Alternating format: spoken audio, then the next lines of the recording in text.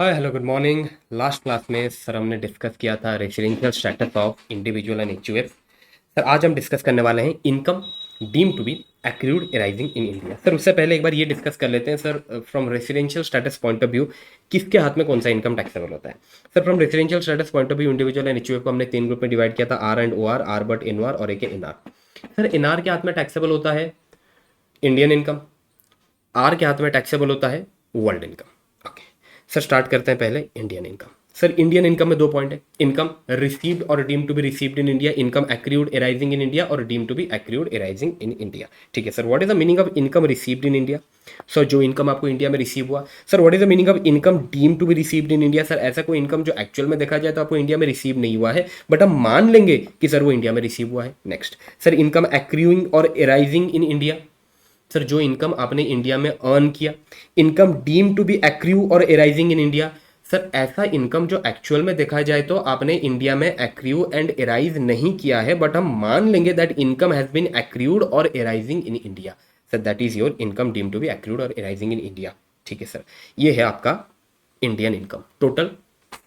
This is your Indian income. Sir ये Indian income NR के हाथ में टैक्सेबल होगा? बिल्कुल सर, एनआर के हाथ में टैक्सेबल होगा। सर क्या ये रेसिडेंट के हाथ में टैक्सेबल होगा? बिल्कुल सर, रेसिडेंट के हाथ में तो पूरा वर्ल्ड इनकम टैक्सेबल होता है। And what is your world income? Sir जो इनकम वो इंडिया में कमाए सर वो भी टैक्सेबल, जो इनकम वो इंडिया के बाहर कमाए सर वो भी टैक्सेबल। सर इंडियन इनकम भी टैक्सेबल है। इट मीन सर जो इंडियन इनकम है, इंडियन इनकम एनआर के हाथ में भी टैक्सेबल होगा एंड आर के हाथ में भी टैक्सेबल होगा। सर ये हो गया। नेक्स्ट आते हैं फॉरेन इनकम के ऊपर। Sir what is foreign income? Income accrued arising outside India. Okay sir, क्या ये फॉरेन इनकम एनआर के हाथ में टैक्सेबल होने वाला है? नहीं सर, एनआर के हाथ में सिर्फ और सिर्फ इंडियन इनकम टैक्सेबल होता है, तो एनआर के हाथ में तो ये फॉरेन इनकम टैक्सेबल नहीं होने वाला। सर क्या ये फॉरेन इनकम रेसिडेंट के हाथ में टैक्सेबल होने वाला है? बिल्कुल सर, ये रेसिडेंट के हाथ में टैक्सेबल होगा। अब सर रेसिडेंट को तो आपने दो पार्ट में डिवाइड किया है, एक है आपका ऑर्डिनरी रेसिडेंट, एक है आपका not ordinary resident.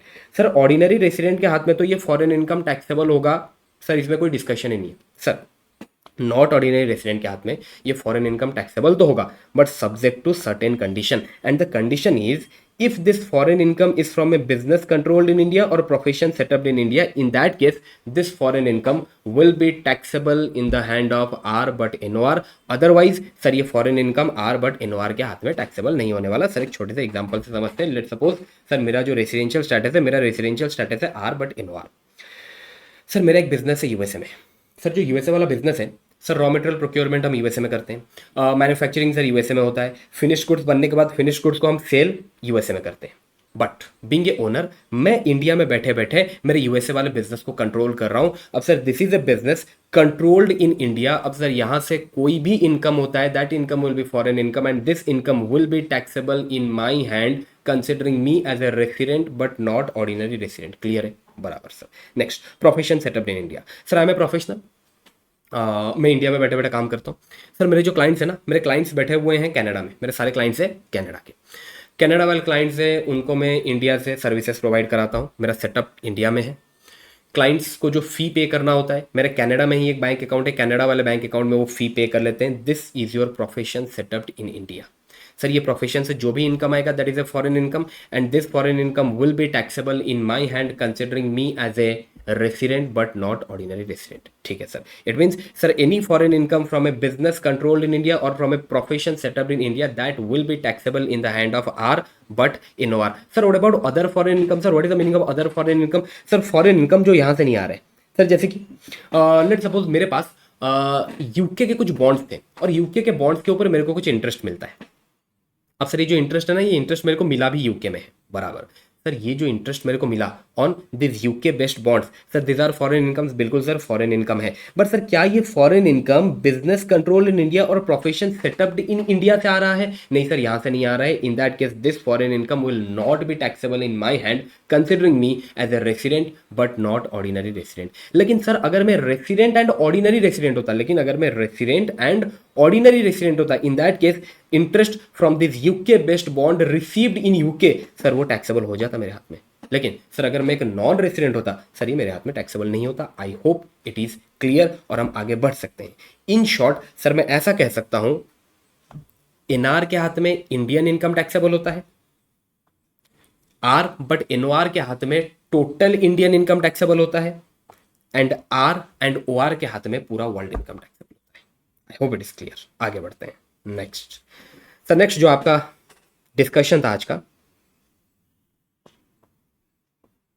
Income deemed to be accrued or arising in India। Sir सबसे पहला income from business connection in India. Next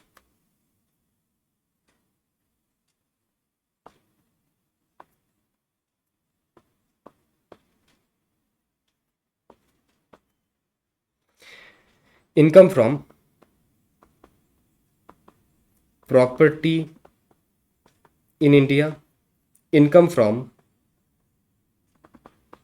asset in India, income from transfer of capital asset in India. Sir start करते हैं business connection in India. Sir what is the meaning of business connection in India? Sir business connection in India मतलब आपका या तो manufacturing unit India में है, आप India में मैन्युफैक्चर कर रहे हो, या फिर इंडिया में आप अपने गुड्स को सेल कर रहे हो, that will be considered as business connection in India. Sir ये एग्जैक्ट डेफिनेशन नहीं है बट इंटर लेवल के लिए इतना सफिशियंट है ना। Okay sir business connection in India, आपका मैन्युफैक्चरिंग यूनिट इंडिया में है या फिर आपका गुड्स इंडिया में सेल हो रहे हैं, in that case it will be considered as you have a business connection in India, और वहां से आपको जो भी इनकम हो रहा है that will be considered as income deemed to be accrued arising in India. Next sir property in India, sir आपका इंडिया में कोई प्रॉपर्टी है, वहां से आपको रेंटल इनकम हो रहा है, सर जो भी रेंटल इनकम हो रहा है that will be considered as income deemed to be accrued arising in India. Sir asset in India, आपका इंडिया में एफडी है, इंडिया के किसी बैंक में आपने एफडी करा रखा है, वो एफडी से आपको जो भी इनकम आएगा that will be considered as income deemed to be accrued arising in India. Income from transfer of capital asset in India, आपने किसी इंडियन कंपनी के शेयर्स परचेज किया था, उन शेयर्स को आपने ट्रांसफर किया, there is a transfer of capital asset. अभी कैपिटल एसेट ट्रांसफर से जो भी आपको इनकम हो रहा है that will be considered as income deemed to be accrued arising in India. लेकिन सर एक चीज यार, सर हमें ऐसा क्यों लग रहा है कि सर ये तो इनकम अर्नड इन इंडिया है, इसको तो सर आप इनकम अर्नड इन इंडिया कह सकते हो। सर अगर ये इनकम अर्नड इन इंडिया है, हम इसको income accrued arise in India कह सकते हैं। Why we are considering this as income deemed to be accrued arise in India? बिल्कुल सर, ये आपका income accrued arise in India ही है, बट इसको दोबारा income deemed to be accrued arise in India में स्पेसिफाई किया गया है। बराबर, चलो आगे बढ़ते हैं। सर कुछ ऐसे ट्रांजेक्शन थे जिनको हम बिजनेस कनेक्शन नहीं मानते थे। सर पर्टिकुलर 4 ट्रांजेक्शन थे जिनको बिजनेस कनेक्शन नहीं माना जाता था। सर एक बार डिस्कस कर लेते हैं क्या थे वो transaction. Following shall not be considered as business connection in India. सबसे पहले सर अगर एक नॉन रेसिडेंट इंडिया से गुड्स को परचेज करता है for the purpose of export, एक नॉन रेसिडेंट इंडिया आता है, इंडिया से गुड्स को परचेज करता है और गुड्स को परचेज करके एक्सपोर्ट करा के इंडिया के बाहर लेके जाता है, sir this can not be considered as business connection in India. Let suppose I am a non resident, sir India के बाहर मेरा बिजनेस चलता है, I am a non resident, sir मैं यूएसए में रहता हूँ, यूएसए में मेरा बिजनेस चलता है। अब उस बिजनेस रिलेटेड मेरे को कुछ परचेजेस करना था, सर वो परचेज करने के लिए मैं इंडिया आया, इंडिया से मैंने गुड्स परचेज किया, उन गुड्स को परचेज करके एक्सपोर्ट करा के मैं यूएसए लेके गया और मेरे यूएसए वाले बिजनेस में यूज किया। This can not be considered as business connection, इसको बिजनेस कनेक्शन नहीं मानेंगे, और यहाँ से जो भी मेरे को इनकम हो रहा है that can not be considered as income deemed to be accrued arising India. I hope it is clear. Next, collection of news and views in India for transmission out of India by a non-resident. Sir मैं एक non resident हूँ, मैं India से कुछ news and views को collect करके India के बाहर लेके जाता हूँ और इंडिया के बाहर उसको टेलीकास्ट किया जाता है। लेट सपोज सर एक फॉरेन न्यूज़ चैनल का एग्जांपल लेते हैं, फॉरेन न्यूज़ चैनल वाले इंडिया आए, इंडिया से न्यूज़ एंड व्यूज़ कलेक्ट किए और उसको इंडिया के बाहर लेके गए और अपने कंट्री में उसको टेलीकास्ट किए या फिर all over the world telecast किए। सर यहाँ से जो भी इनकम आएगा that can not be considered as income deemed to be accrued arise in India because this is not a business connection in India. Shooting of cinematography film in India by a non resident, sir एक non resident director आता है, अपना पूरा crew लेके आता है, India में movie का शूटिंग करता है और एक बार इंडिया में मूवी का शूटिंग कंप्लीट हुआ उस मूवी को वो पूरे वर्ल्ड में सेल करता है। सर यहाँ से जो भी इनकम आएगा that will not be considered as income deemed to be accrued arise in India because this is not a business connection in India. Last one, ध्यान से भाई, activities which are confined to display of uncut and unadulterated diamond by a foreign company in special zone notified by central government in official gazette। Sir ध्यान रखने वाली चीजें, सबसे पहले तो सर ये जो पॉइंट है this point is only applicable to foreign company. Sir ऊपर के जो 3 पॉइंट पड़े थे हर जगह non resident non resident non resident था, यहाँ पर है फॉरेन कंपनी। सर अगर एक फॉरेन कंपनी डिस्प्ले करता है, क्या डिस्प्ले करता है सर, अनकट अनअडल्टरेटेड डायमंड मतलब रॉ डायमंड, अभी तक वो पॉलिश नहीं हुआ है, एज इट इज, जैसे वो माइन से निकला है उसी को ही डिस्प्ले किया जा रहा है। सर कहाँ पर डिस्प्ले किया जा रहा है? स्पेशल जोन में। ऐसा नहीं कि पूरा इंडिया ही तुम्हारे लिए ओपन है, नहीं भाई, इंडिया में जो स्पेशल जोन है notified by central government, sir वहां पर आपको ये अनकट डायमंड को डिस्प्ले करना है। सर कौन डिस्प्ले करेगा? फॉरेन कंपनी डिस्प्ले करेगा। This will not be considered as a business connection in India. यहाँ से उसको जो भी इनकम होगा सर उसको income deem to be accrued arise in India नहीं मानेंगे। Next,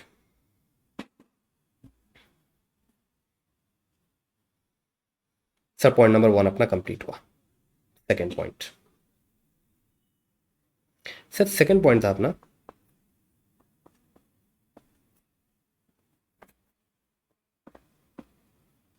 salary income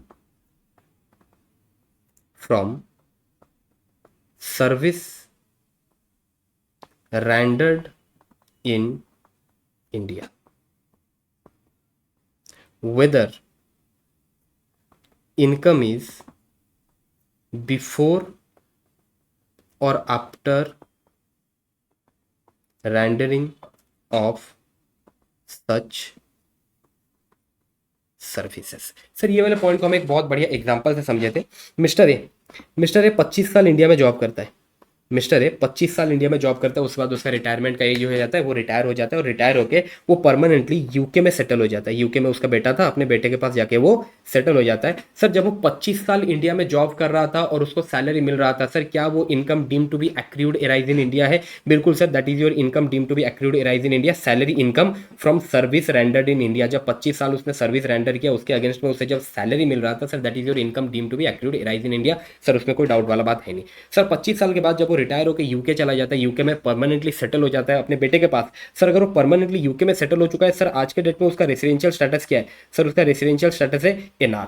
okay sir, company से तो वो रिटायर हो गया है, अब कंपनी उसे दे रही है पेंशन। सर वो पेंशन उसे कहाँ मिल रहा है? बैठे बैठा है यूके वाले बैंक अकाउंट में उसका पेंशन जा रहा है, बराबर। अब मिस्टर ए का कहना ये है, सर देखो भाई, ये जो पेंशन मेरे को मिला, सर ये pension is received in UK, UK में उसे मिल रहा है, बराबर। सर क्या उसके लिए उसने कोई सर्विस रेंडर किया है? नहीं सर, प्रेजेंटली देखा जाए तो वो कोई सर्विस रेंडर नहीं कर रहा है इंडिया में। अभी उसे जो पेंशन बैठे बैठा यूके में मिल रहा है, सर उसके लिए क्या इंडिया में वो कोई सर्विस रेंडर कर रहा है प्रेजेंटली? सर प्रेजेंटली तो कोई भी सर्विस रेंडर नहीं कर रहा है। तो मिस्टर ए का कहना है, if I am not rendering any services in India for this pension that I am getting in UK, this can not be considered as income deem to be accrued arise in India. नहीं बाबू नहीं, तुम जो बोल रहे हो बेटा गलत बोल रहे हो भाई। ये समझो, मैं समझ रहा हूं कि प्रेजेंटली तुम कोई सर्विस रेंडर नहीं कर रहे हो, बट पास्ट में तुमने इंडिया में 25 साल सर्विस रेंडर किया था, इसीलिए तुम्हें आज ये पेंशन मिल रहा है। Hence this pension will be considered as income deem to be accrued arise in India and it will be taxable in the hand of Mr. A. I hope it is clear. That's why it has been written whether the income is before or after rendering of such services. आपने service render किया, उससे पहले आपको salary मिल रहा है, आपने service render किया उसके बाद आपको सैलरी मिल रहा है, सर वो भी income deem to be accrued arise in India consider किया जाएगा। नेक्स्ट पॉइंट नंबर सी,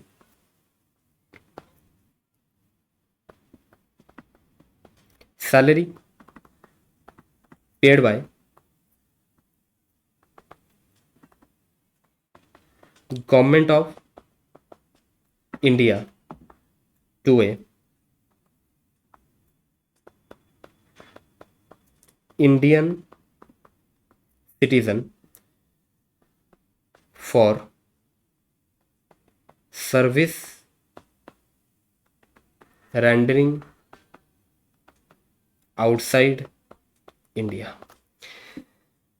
सर यूपीएससी क्लियर करने के बाद जो इंडियन फॉरेन सर्विस चूज करते हैं, सर उनका पोस्टिंग होता है इंडियन एम्बेसीज में, which is in foreign country. Foreign countries में जो इंडियन एम्बेसीज है सर वहां पर उनका पोस्टिंग होता है। ओके सर, अगर उनका पोस्टिंग फॉरेन कंट्रीज के इंडियन एम्बेसीज में हो रहा है, सर इफेक्टिवली देखा जाए तो वो अपना सर्विस रेंडर कर रहे हैं आउटसाइड इंडिया, वो अपना सर्विस रेंडर कर रहे हैं outside India, and for that they are getting salary from government of India. And obvious सी बात है सर वो इंडियन सिटीजन तो होंगे ही, so salary paid by government of India to Indian citizen जो अपना सर्विस रेंडर कर रहे हैं outside India, sir it will be considered as income deem to be accrued arise in India and it will be taxable in the hand of those Indian citizens, बराबर। लेकिन sir यहाँ पर एक point था, अगर गवर्नमेंट ऑफ इंडिया ये Indian citizens को कोई परक्यूजिट या फिर अलाउंस देता है sir, that is fully exempt. Next, dividend paid bye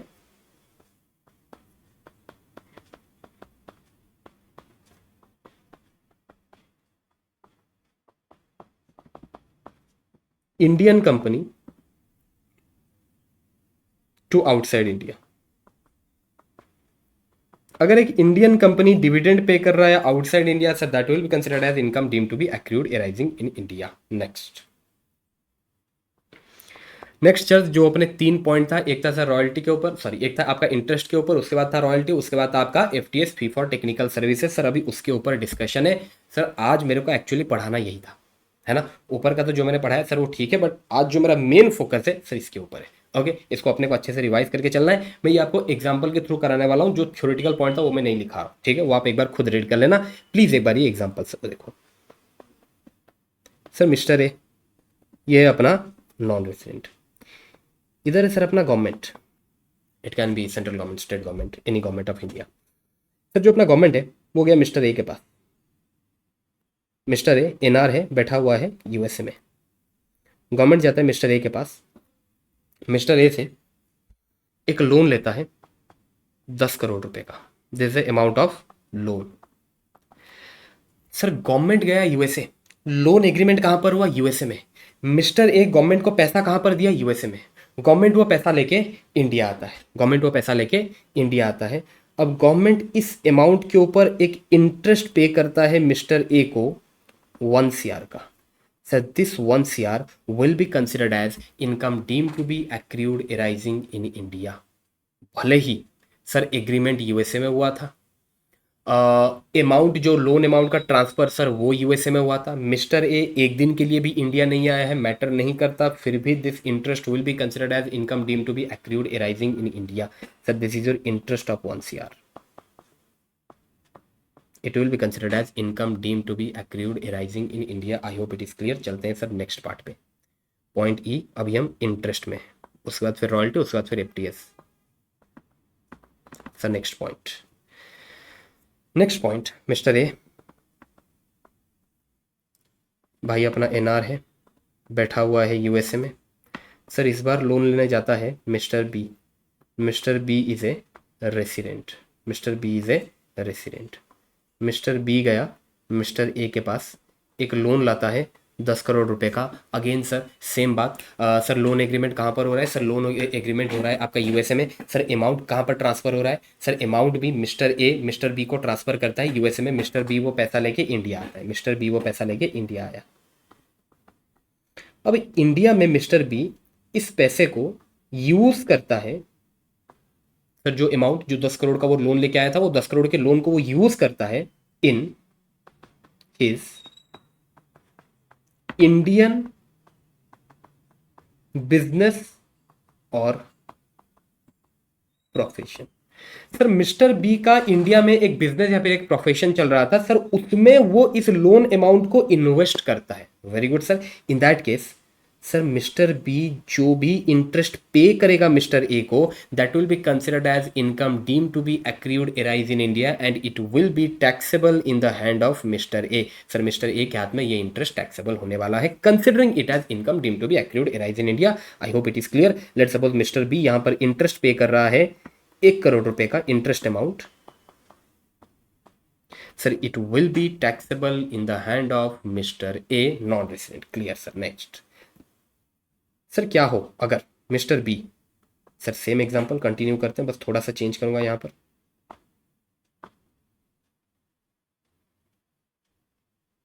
sir क्या हो अगर मिस्टर बी इस पैसे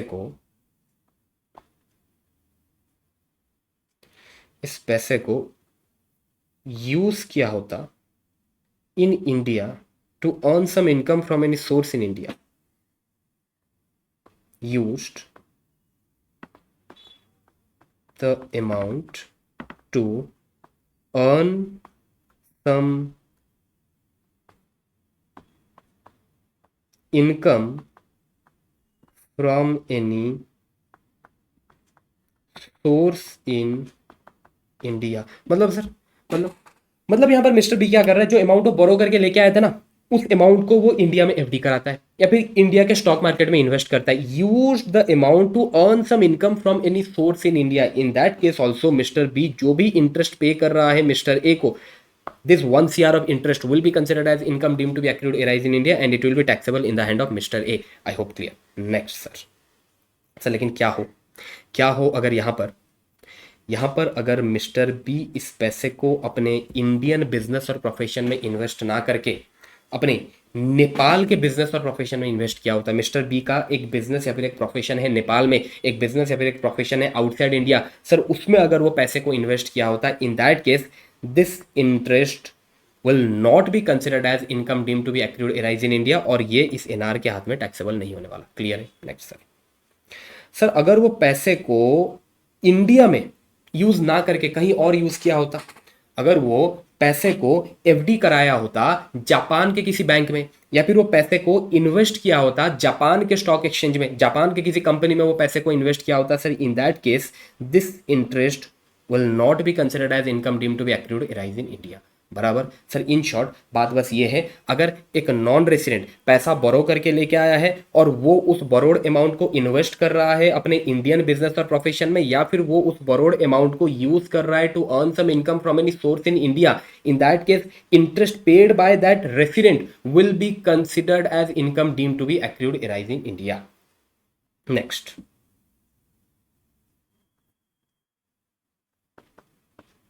मिस्टर ए नॉन रेसिडेंट भाई कहाँ पर बैठा है? यूएसए में। इधर है आपका मिस्टर सी, मिस्टर सी भी नॉन रेसिडेंट है। मिस्टर सी जाता है मिस्टर ए के पास, अमाउंट बोरो करता है 10 CR, 10 CR का लोन बोरो करता है। सर लोन एग्रीमेंट कहाँ पर हुआ? यूएसए में। पैसा सर कहाँ पर ट्रांसफर हुआ? यूएसए में। मिस्टर सी ये पैसा लेके इंडिया आता है, पैसा लेके इंडिया आता है और इन पैसे को इन्वेस्ट करता है अपने इंडियन बिजनेस और प्रोफेशन में।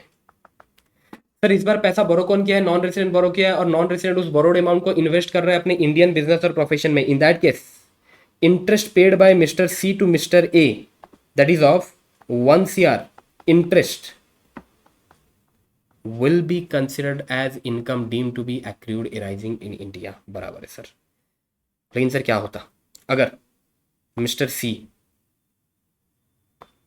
यहां पर इन पैसे को अपने इंडियन बिजनेस और प्रोफेशन में इन्वेस्ट ना करके पैसे को स्टॉक मार्केट या फिर एफडी में इन्वेस्ट किया होता इन इंडिया, अगर वो पैसे को इन्वेस्ट किया होता इन एफडी और in stock market in India, basically Mr. C non-resident is using this amount to earn some income from any source in India. In that case sir क्या आप इस इंटरेस्ट को income deem to be accrued arise in India मानोगे? नहीं sir, अब इसको income deem to be accrued arise in India नहीं मानेंगे। लेकिन एक सेकंड सर, अब मिस्टर बी के केस में जब मिस्टर बी रेसिडेंट था तब तो आपने माना था, हाँ भाई वहां पर माना था, बट यहां पर this will not be considered as income deem to be accrued arising in India. I hope it is clear. ठीक है सर। इट मीन्स सर जहां तक बात है आपका resident and non resident, resident and non resident में जो difference है सर, रेसिडेंट के केस में वो बोरोड अमाउंट को अपने इंडियन बिजनेस और प्रोफेशन में इन्वेस्ट करें। मैं बात कर रहा हूँ रेसिडेंट का, मैं बात कर रहा हूँ मिस्टर बी का। सर रेसिडेंट के केस में रेसिडेंट जो पैसा बोरो करके लेके आया वो उस पैसे को अपने इंडियन बिजनेस और प्रोफेशन में इन्वेस्ट करे, या फिर वो उस अमाउंट को यूज करे to earn some income from any source in India. In that case the interest paid by that resident will be considered as income deemed to be accrued arising in India। बराबर। लेकिन sir non resident जिसने पैसा बोरो किया अगर वो non resident है, in that case अगर non resident उस बोरोड अमाउंट को इन्वेस्ट करता है अपने इंडियन बिजनेस और प्रोफेशन में, सर इन दैट केस वो नॉन रेसिडेंट जो भी इंटरेस्ट पे करेगा that will be considered as income deemed to be accrued arise in India.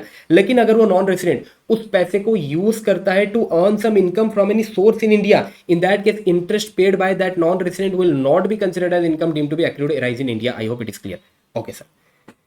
Sir अगर यहां पर वो इस पैसे को अपने इंडियन बिजनेस और प्रोफेशन में इन्वेस्ट ना करके, मैं नॉन रेसिडेंट वाले पॉइंट में हूं, अगर वो पैसे को इंडियन बिजनेस और प्रोफेशन में इन्वेस्ट ना करके अपने फॉरेन बिजनेस और प्रोफेशन में इन्वेस्ट किया हो, तो ऑब्वियस सी बात है सर ये जो इंटरेस्ट है इसको deem to be accrued arise in India हम नहीं मानते। एंड सर यहां पर सर जब वो इंडिया के एफडी या फिर स्टॉक मार्केट में इन्वेस्ट किया तब हमने उसको income deem to be accrued arise in India नहीं माना। तो अगर वो आउटसाइड इंडिया कहीं पर पैसे को इन्वेस्ट किया होता इन दैट केस ऑब्वियस सी बात है उसको भी हम income deem to be accrued arise in India नहीं मानते। नेक्स्ट सर रॉयल्टी पे आते हैं। सर एक सेकंड, आप ये जो बार बार बोल रहे हो income deem to be accrued arise in India, income deem to be accrued arise in India, sir ये हम किसके हाथ में मानेंगे? सर ये हम income deem to be accrued arise in India उसके हाथ में मानेंगे the person who is getting the income. Sir in our example mister A, in our example mister A is the person जिसके हाथ में हम इस इंटरेस्ट को deem to be accrued arise in India consider करेंगे। क्लियर है? Okay.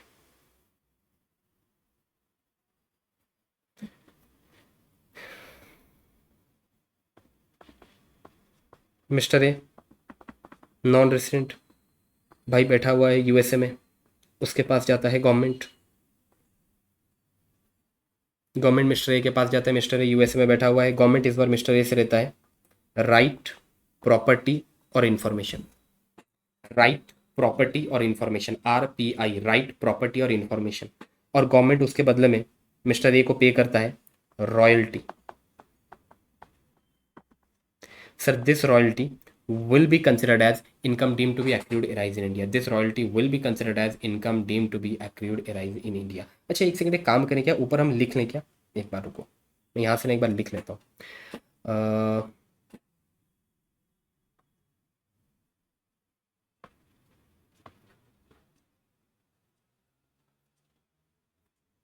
इसको मैं ऐसे करता हूँ, मैंने टिक साइन किया, it means it will be considered as income deem to be accrued arise in India, और जहाँ पर क्रॉस किया that will not be considered as income deem to be accrued arise in India. ये sir हाँ, ये भी बनेगा, ये बन रहा था आपका, हाँ ये भी बन रहा था सर, ये भी बन रहा था आपका, बट ये आपका income deem to be accrued arise in India नहीं बना था। हाँ ठीक है, चलते हैं। यस सर, अगर ये वाला जो केस है, in that case this will also considered as income deem to be accrued arising in India. Next, mister A, भाई बैठा है यूएसए में, नॉन रेसिडेंट है, भाई बैठा है यूएसए में। इधर है आपका मिस्टर बी, मिस्टर बी है अपना रेसिडेंट, मिस्टर बी जाता है मिस्टर ए के पास, मिस्टर बी जाता है मिस्टर ए के पास, मिस्टर ए मिस्टर बी को क्या देता है? Right, property, information. Mister B ये राइट प्रॉपर्टी इंफॉर्मेशन को लेके इंडिया आता है, और मिस्टर बी इस राइट प्रॉपर्टी इंफॉर्मेशन को यूज़ करता है अपने इंडियन बिजनेस और प्रोफेशन में। बराबर। अब सर मिस्टर बी को जो ये राइट प्रॉपर्टी इंफॉर्मेशन मिला है, उसके चलते मिस्टर बी मिस्टर ए को क्या पे करेगा? Sir mister B mister A को पे करने वाला है royalty. Sir this royalty will be considered as income deemed to be accrued arising in India in the hand of Mr. A. Mister A के हाथ में इस royalty को income deem to be accrued arise in India consider किया जाएगा अगर mister B इस right property information को यूज कर रहा है अपने इंडियन बिजनेस और प्रोफेशन में। क्लियर है सर? क्लियर है। Next,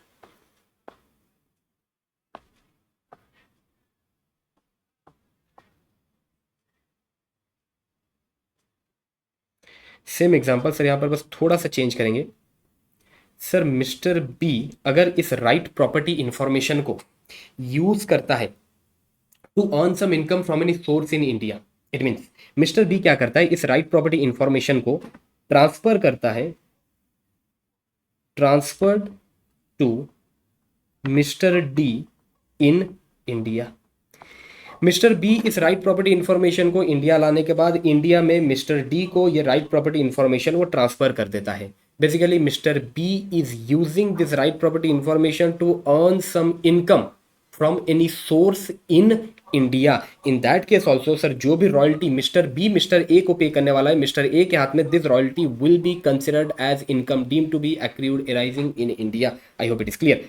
yes sir. Next sir, अगर यहाँ पर ये वाले सिचुएशन में मिस्टर बी ये राइट प्रॉपर्टी इंफॉर्मेशन को अपने फॉरेन बिजनेस और प्रोफेशन में यूज किया होता सर, इन दैट केस ये जो रॉयल्टी है this would not have been considered as income deem to be accrued arising in India in hand of mister A. बराबर है सर। सर अगर मिस्टर बी ये राइट प्रॉपर्टी इंफॉर्मेशन को use किया होता to earn some income from any source outside India, basically अगर mister B यहां पर इस राइट प्रॉपर्टी इंफॉर्मेशन को ट्रांसफर किया होता to mister E in Nepal, in that case जो रॉयल्टी मिस्टर बी पे कर रहा है मिस्टर ए को, this would not have been considered as income deem to be accrued arising India in the hand of mister A. Correct है। Next,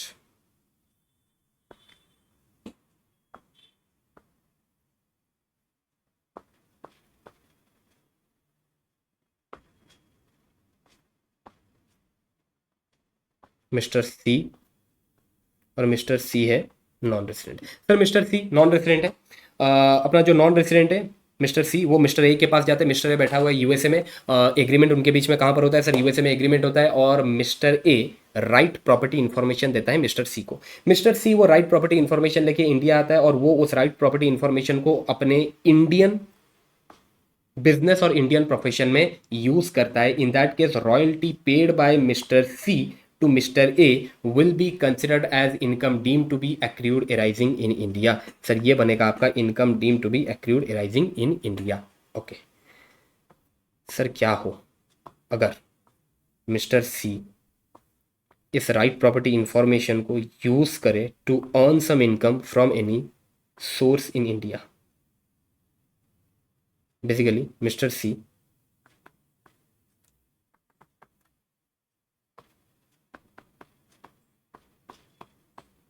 transferred the right property information to Mr. D in India.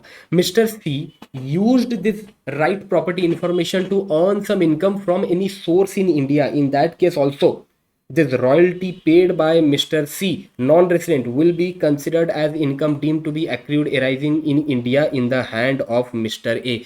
Sir resident के sir interest के case में तो ऐसा नहीं हुआ था। बिल्कुल सर, इंटरेस्ट के केस में और रॉयल्टी वाले केस में सर यही एक डिफरेंस है। सर एक बार मैं डिफरेंस को रिवाइज करा देता हूँ। सर इंटरेस्ट वाला केस याद करो, सर इंटरेस्ट वाला केस और जो नॉन रेसिडेंट वाला पॉइंट था, sir in case of interest, जब नॉन रेसिडेंट अमाउंट बोरो करके इंडिया लेके आता है, मैं इंटरेस्ट वाला केस का बात कर रहा हूँ, नॉन रेसिडेंट अमाउंट बोरो करके इंडिया लेके आया, सर अगर वो उस बोरोड अमाउंट को अपने इंडियन बिजनेस और प्रोफेशन में इन्वेस्ट करता है, in that case interest paid by that non resident will be considered as income deem to be accrued arising in India.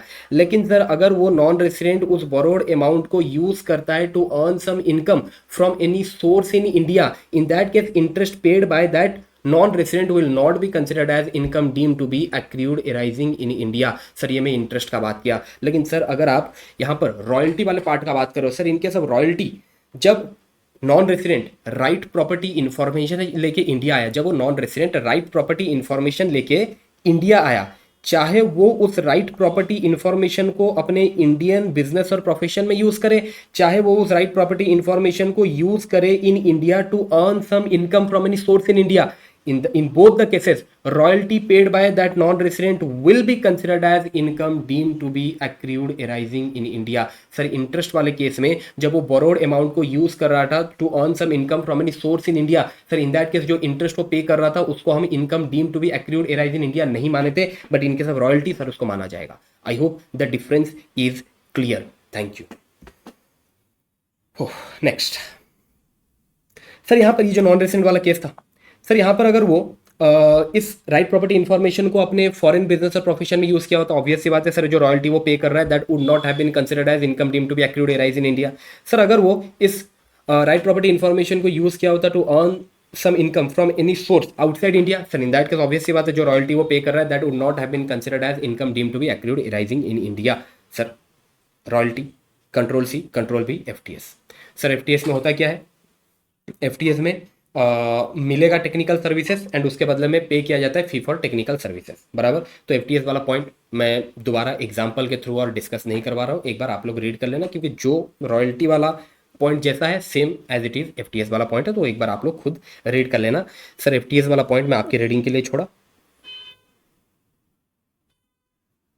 अपना नंबरिंग इधर उधर हो गया। यस, पॉइंट नंबर ई था आपका इंटरेस्ट रॉयल्टी, यहाँ से स्टार्ट हुआ, ये आपका पॉइंट नंबर एफ, उसके बाद पॉइंट नंबर जी एफटीएस सेम एज रॉयल्टी, है मैं आप लोगों के लिए छोड़ा। सर लास्ट वाला पॉइंट पॉइंट नंबर एच।